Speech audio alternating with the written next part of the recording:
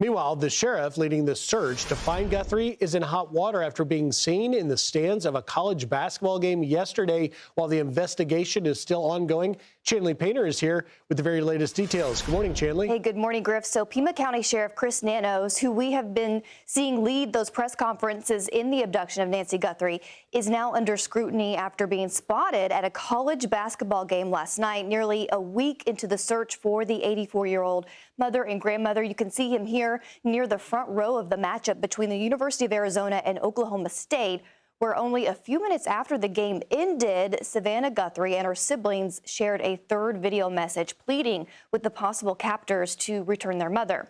The person who took this video of the sheriff at the basketball game told Fox News Digital this, quote, "This whole thing being so fresh and nationwide, maybe worldwide, I don't think it was a good look for him to do it. He's a major part of the investigation, so it didn't look good to me. Very sad to see him at the Arizona basketball game." The sheriff has come under fire in recent days for his handling of the investigation, including releasing Guthrie's home as a crime scene too soon. And of course, this all comes as a reported second ransom deadline for tomorrow is set for 5 p.m. local time, and that's quickly approaching, Griff. Yeah, not a good look indeed. Chanley Painter, thank you very much. And officials are still racing to find Nancy Guthrie before it's too late. The 84-year-old has been missing for more than a week. Her family sending a new message to their mother's abductor saying they will pay the ransom for Nancy's safe return. Watch. We received your message and we understand. We beg you now to return our mother to us so that we can celebrate with her. This is the only way we will have peace. This is very valuable to us, and we will pay. But Fox News contributor Jonathan Turley warns that any money transferred might be untraceable. What is chilling, Charlie, about this case is that new technology has removed one of the great barriers for these types of kidnappings. Bitcoins allow people to get money that is less traceable. It simply has become easier for people to create these types of transfers without traceable links. And I think that the FBI is obviously very concerned. Meanwhile, the search expanding with digital billboards showing Nancy's information appearing in neighboring states as Fox News confirms law enforcement now looking into a nearby Circle K gas station. However, officials say they have no suspects, persons of interest, or vehicles connected to the case. This comes ahead of the second reported ransom deadline, which is apparently set for tomorrow evening. For the very latest, we go on the ground to Alicia Acuna, who's live outside Nancy's home in Tucson. Good morning, Alicia. Good morning, Griff. The FBI tells the Associated Press that when Savannah Guthrie in that video says, "We received your message," she is referencing a second note that was sent to local station KOLD here on Friday. And KOLD says that note, not released to the public, did not contain proof of life. Separately, KGUN 9, another local outlet which received one of the original notes, says the ransom demand is $6 million in Bitcoin and are threatening Nancy Guthrie's life if it is not received by 5 p.m. Monday. Last night, investigators returned to Annie Guthrie's home and spent about 2.5 hours there. Our Fox News Digital reports they saw what appeared to be flashes coming from a camera inside the garage and then again in another part of the house. When they left, a deputy could be seen carrying a white container and a brown paper bag. One of the Pima County deputies was also seen wearing latex gloves as they were leaving the home. It did not appear that any family members were at the house at the time. Last night, around 7 p.m., 2 sheriff's deputies arrived here at Nancy Guthrie's home. It is unclear why, but they were seen talking to the private security guard on site. And Griff, after you asked me about investigators going through terrain again last night, we went back and checked our Fox flight team's video from last night. You are correct. These are images of someone in the back of the home searching with flashlights. And Rachel, on Saturday morning, you asked about the proximity of the neighbors' homes. We waited until it was daylight to answer that question. So what were Nancy Guthrie's neighbors able to see and hear, and how could that help investigators? With that in mind, we wanted to give you a different point of view. So you've got Nancy's house, it's in the middle, and the lots are large enough for privacy. We walked the front of the properties, and on one side, mailbox to mailbox, it's about 300 feet. On the other side, it's a little closer. But with both homes that flank her house, there are lines of vegetation. There's space and cactus. And from what we could gather, it appears the neighbors to the back may have the best vantage point to her home.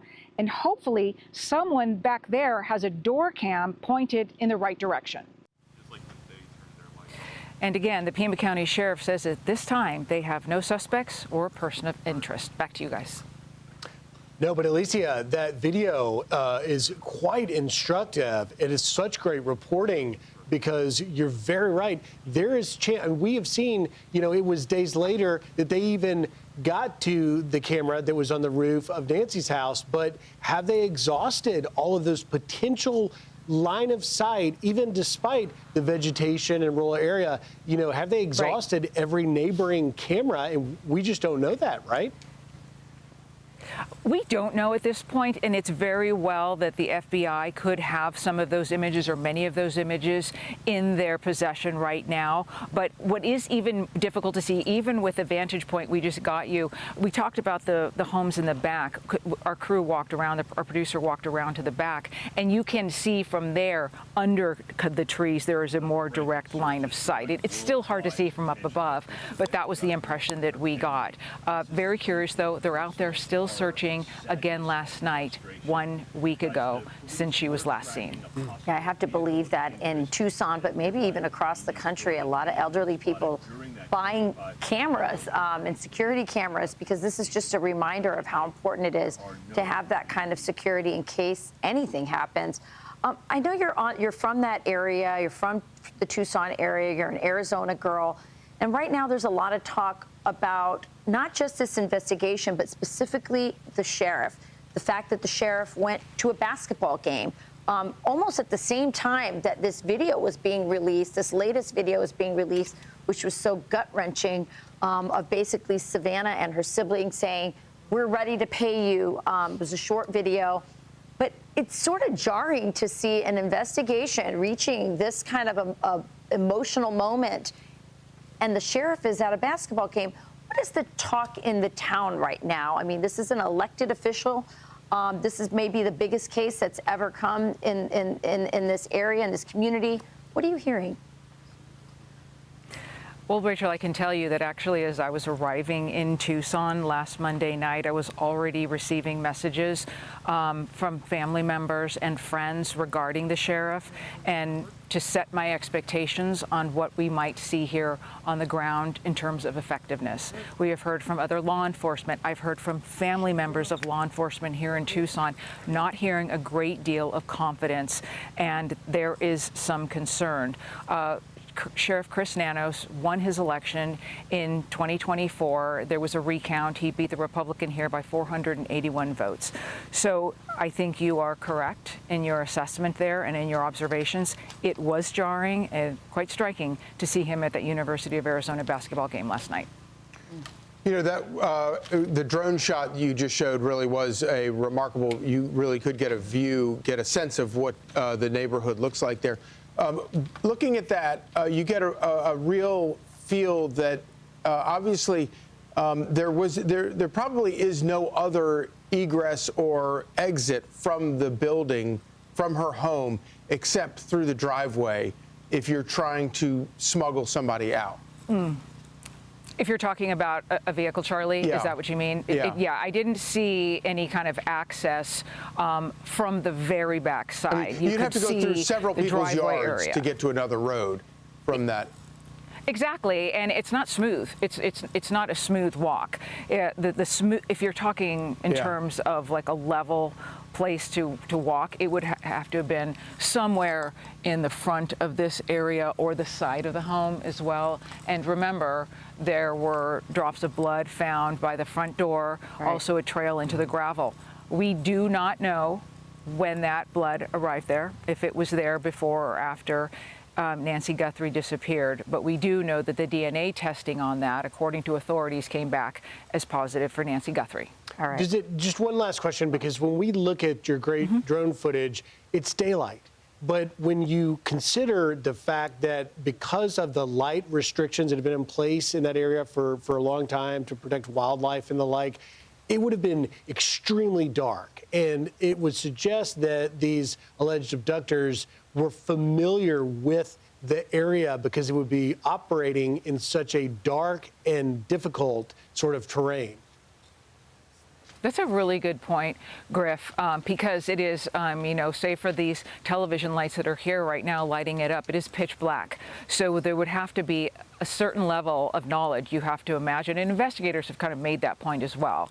There had to have been at least some familiarity at a minimum with this location, this neighborhood, knowing that there aren't a whole lot of cameras out here that can really, access the road because the homes are so far back in a lot of places. But also from what we heard, that there was probably some sort of knowledge of the technology involved in this house because there were a number of cameras inside that home. And as far as we've heard, they don't have images from inside or around the house. All right, Alicia Acuna, great Thank you, reporting. Alicia. We'll be checking back in with you throughout the day. I'm Steve Doocy. I'm Brian Kilmeade. And I'm Ainsley Earhart. And click here to subscribe to the Fox News YouTube page to catch our hottest interviews and most compelling analysis.